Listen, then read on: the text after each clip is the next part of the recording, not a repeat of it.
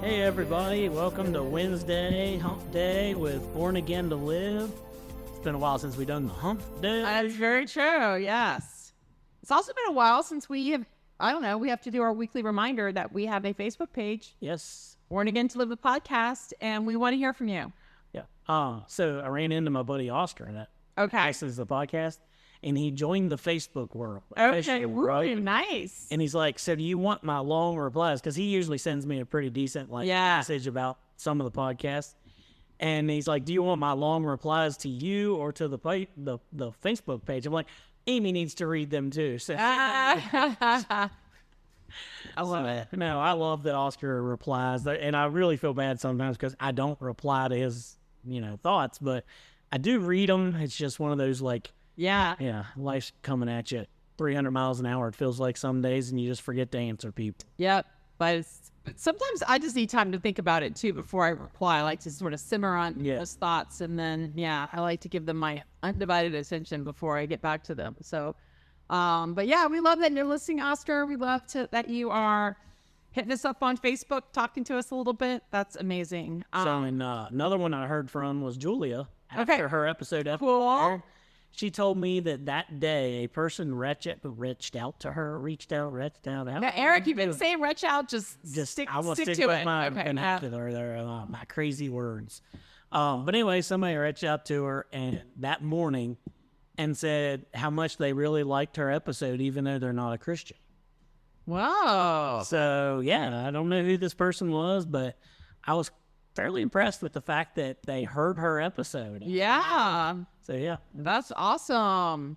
I know. I mean, we are all about finding those wild sheep, man. We want them. Bring them on. If you're that person, welcome to the podcast. Yeah, welcome. We got a lot to share with you. And I was thinking about that on the drive over here, Eric, it really, especially when we work with these kids day in, every weekend, all that stuff, oftentimes I think they need to be these perfect kids, oh, well, I've got to, act a certain way, be a certain way, say I love the Lord, all that stuff. And I always look and I'm like, I don't care if you do or you don't, because just be honest about it. This is, we're not playing, we're not playing a part here. We are yes, I want you to come to know the Lord, but wherever you are right now, close to him, far away from him, not even believing in him, it's okay. To say I don't care isn't really probably accurate, but it doesn't matter to me because you still matter to me. Well, and I care where they're at. I want them to be honest where they're at so I can help them more. Right. I mean, if you're lying to me and telling me you're good with God, what do I got to give you? I mean, I can give you something, but I can't give you as much as if you say, Eric, I absolutely hate God and I don't want to deal with him. I'm like, all right, let's talk about that. Yeah. I still go back to that conversation I had with that girl that time here, Big Blue, and she just goes, I'm an atheist. And I'm like, okay, can we talk about that? She goes, I'd rather not. And I'm like, I would like to talk about it. Yeah, exactly. And she's like, got irritated with me. And I'm like, I'm not asking you to believe in God. Yeah. I want to know why you don't believe that he exists. And she's like, well, I'm not truly thinking he doesn't exist. I said, then that's not atheist, that's agnostic. Yeah. And she just got mad at me because I corrected her. But at the same time, it was one of those, I want to know where you're at. I want to get to where you're at so I can speak correctly towards you, not try to convert you. I mean, yes, I would love to see you come to the good side, to the awesome side. But at the same time, if I don't know where you're at, how am I going to find you?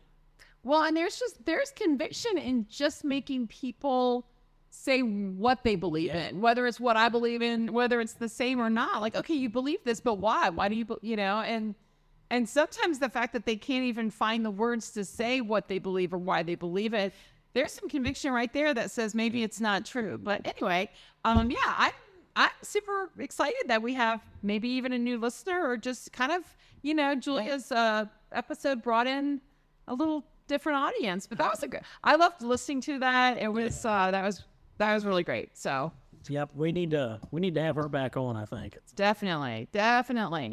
All right. Well, you know what? There's other interesting characters out there, mainly our buddy Habakkuk. I know. If you search biblical characters, I bet Habakkuk's not in the top 40. Oh my gosh, no. He's not in the top 40 of people wanting to know more about Habakkuk. But In Eric's world, he's right there at the top. No. For some reason. If this was March Madness, he wouldn't even make it on the bracket. Like, poor Habakkuk. He's the last 4 out. But yeah, he is such a relatable dude. He is us. It's impressive. He is us. Yes, absolutely. So, all right. So yesterday we learned Habakkuk means wrestling with while embracing, which is, it sounds like a really contradictive thing, but it is exactly how we do with God. We almost tell him we don't understand it, but we agree with you no matter what. Yeah. Or I would say, like, so wrestle and embrace, or more so for me, even struggle and wait. Yeah. Like, because I'm in the struggle, but I'm waiting on God. So yeah, struggle and wait. And I think I saw where the word Habakkuk, like the translation, the only other time that it was used similar in the Bible was when, was it Jacob? Jacob wrestling with God? Wrestling with God. Really? Yes. And it wasn't that he was wrestling. It was he was embracing and not wanting to let him go. But at the same time, he was questioning him and trying to. So it was that same struggle. You're not leaving here until I get my, So I don't think they were the exact same word, but it was like the same definition for words as what was used in those two instances. So those are the only 2 times that I know of. That's kind of cool. Well, and as someone that, recently became a fan of wrestling, went to, saw one of my campers, one of our big blue girls. She won state championship for West Virginia. It was very exciting. So I've seen my fair share of wrestling matches at this point. And there are times, Eric, when they're on the mat and they are kind of, it's a wrestling match, but they're just embracing. They're just sort of like holding on to each other and you're just waiting for that to bust open, right? It's very, and then sometimes it looks like people are turning a little bit blue. Or if you get a wrestler who is better than you, you kind of just hold on to him, hoping that you can turn it around, but you just don't want to let them go because if you let them go, boy, they're going to whip me right back. Right, exactly. Those like embrace but wrestle. The word picture is definitely very strong in my head, but okay. All right, now we set the scene for chapter 2. Yes, we did. We ended with Habakkuk asking his second question of God and saying, basically, I'm going to stand here and wait until you answer. Yeah. Yep. Okay. So do you want me to reread 1 or just switch on over to 2? Whichever way you want to go. All right. Well, so, I like to start. We're doing chapter 2 today, so we're going to do the full canon of chapter 2. All right, verse 1 starts. So here's Habakkuk's response to God. I will stand at my watch and station myself on the ramparts. I will look to see what he will say to me and what answer I am to give to this complaint. So now the Lord answers him in verse 2. Then the Lord replied, write down the revelation and make it plain on tablets so that a herald may run with it. For the revelation awaits an appointed time. It speaks of the end and will not prove false. Though it linger, wait for it. It will certainly come and will not delay. See, the enemy is puffed up. His desires are not upright, but the righteous person will live by his faithfulness. Indeed, wine betrays him. He is arrogant and never at rest, because he is as greedy as the grave, and like death is never satisfied. He gathers to himself all the nations and takes captive all the peoples. Will not all of them taunt him with ridicule and scorn, saying, woe to him who piles up stolen goods and makes himself wealthy by extortion? How long must this go on? Will not your creditors suddenly arise? Will they not wake up and make you tremble? Then you will become their prey. Because you have plundered many nations, the peoples who are left will plunder you. For you have shed human blood, you have destroyed lands and cities and everyone in them. Woe to him who builds his house by unjust gain, setting his nest on high to escape the clutches of ruin. You have plotted the ruin of many peoples, shaming your own house and forfeiting your life. The stones of the wall will cry out, and the beams of the woodwork will echo it. Woe to him who builds a city with bloodshed and establishes a town by injustice. Has not the Lord Almighty determined that the people's labor is only fuel for the fire, that the nations exhaust themselves for nothing? For the earth will be filled with the knowledge of the glory of the Lord as the water covers the sea. Should I keep going? That's a long one. It is. But now we're getting to the meat of the problem. So yeah, that's very true. So. Okay. Okay. Yeah. Woe to him who gives drink to his neighbors, pouring it from the wineskin till they are drunk, so that he can gaze on their naked bodies. You will be filled with shame instead of glory. Now it is your turn. Drink and let your nakedness be exposed. The cup from the Lord's right hand is coming around to you, and disgrace will cover your glory. The violence you have done to Lebanon will overwhelm you, and your destruction of animals will terrify you. For you have shed human blood, you have destroyed lands and cities and everyone in them. Of what value is an idol carved by a craftsman, or an image that teaches lies? For the one who makes it trusts in his own creation. He makes idols that cannot speak. Woe to him who says to wood, come to life, or to lifeless stone, wake up. Can it give guidance? It is covered with gold and silver. There is no breath in it. The Lord is in his holy temple. Let all the earth be silent before him. Yes, that is the longest amount you've ever made me read in one fell swoop, Eric.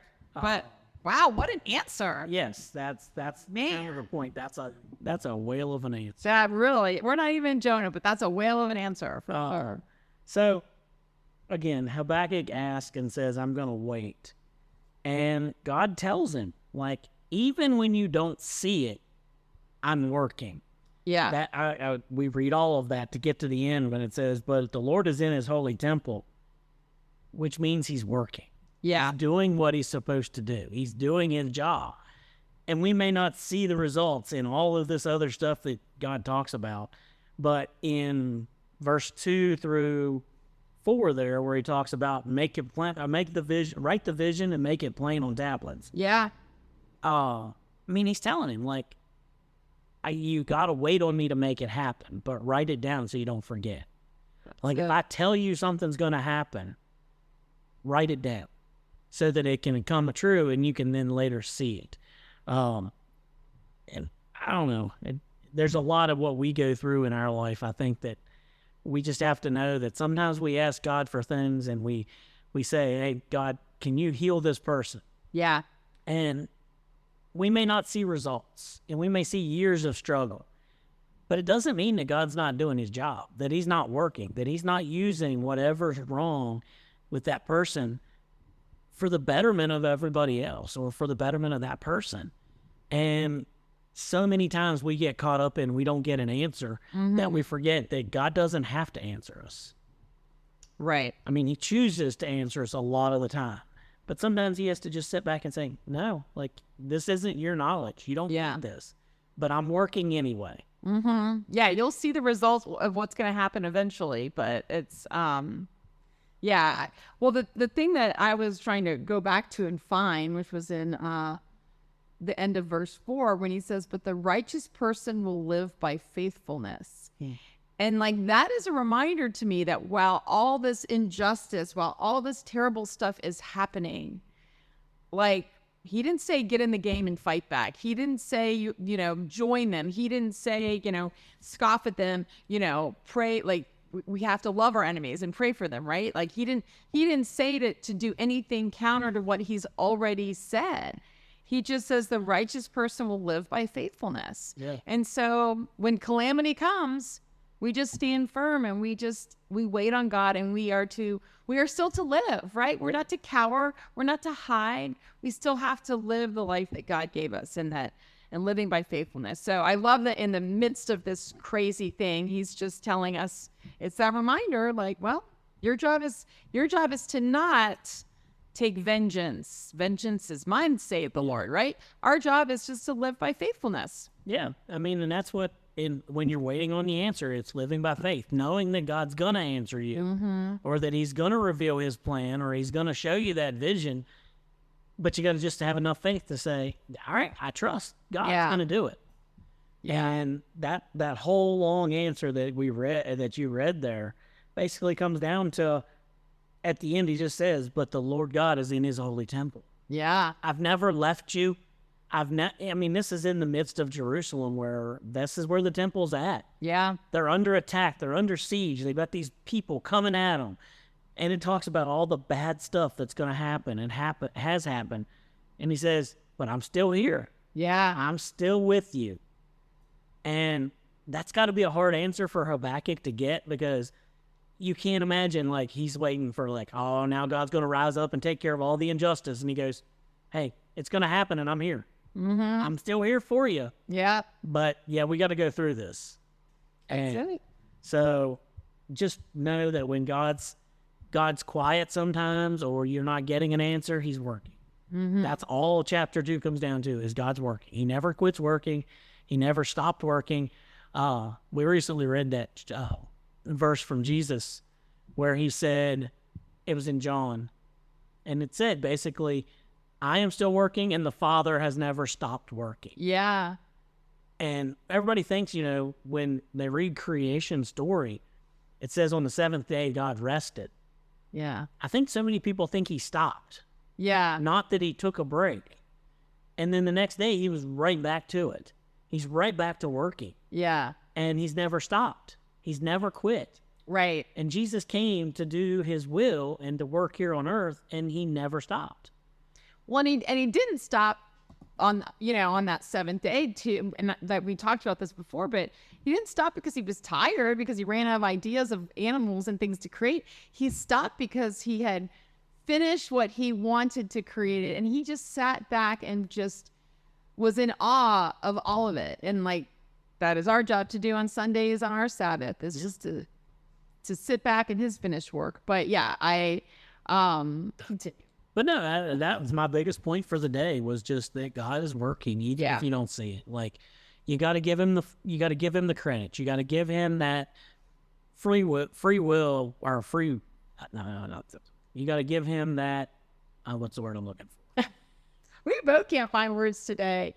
Freedom. Yeah.